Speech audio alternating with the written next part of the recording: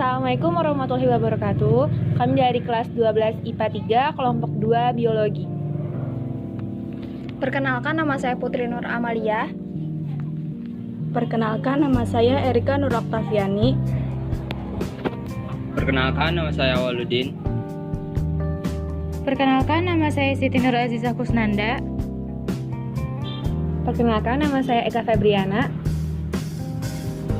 Perkenalkan, nama saya Muhammad Heril Hamzah.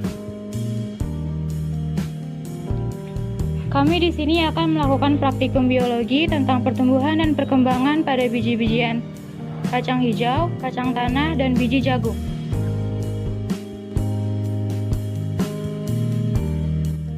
Rendam semua biji kacang-kacangan di dalam air selama 1 malam.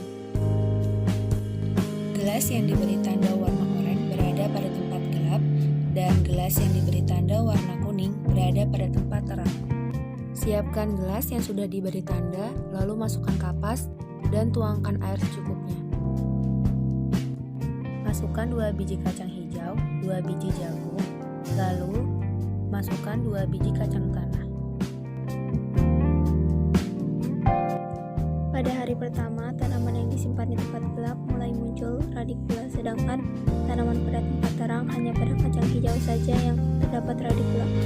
Pada hari kedua, semua tanaman yang disimpan di tempat gelap terus mengalami pertumbuhan, sedangkan di tempat terang radikula biji kacang hijau bertambah, tetapi kacang tanah dan jagung tidak mengalami perubahan. Pada hari ketiga, tanaman terus mengalami pertumbuhan di tempat gelap, radikula mengalami pertambahan, sedangkan pada tempat terang radikula kacang hijau terus bertambah, begitu pula pada kacang tanah yang sudah mulai muncul radikula tetapi jagung tidak.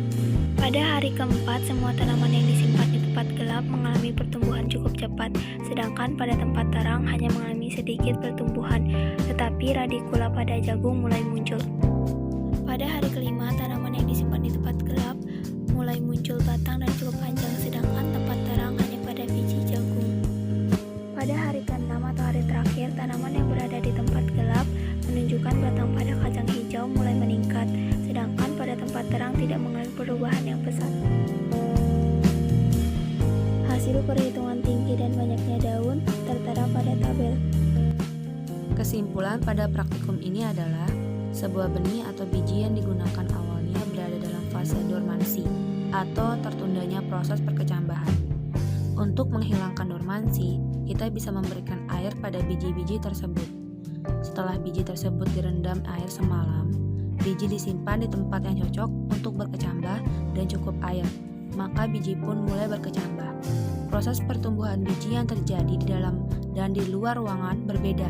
Pertumbuhan biji yang berada di luar terjadi sangat lambat, dan yang berada di dalam cukup cepat dan batangnya kecil.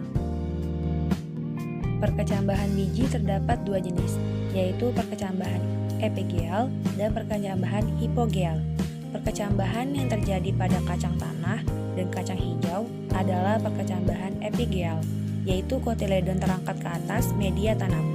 Sedangkan pada biji jagung terjadi perkecambahan hipogeal, yaitu kotiledon tetap berada di bawah media tanam.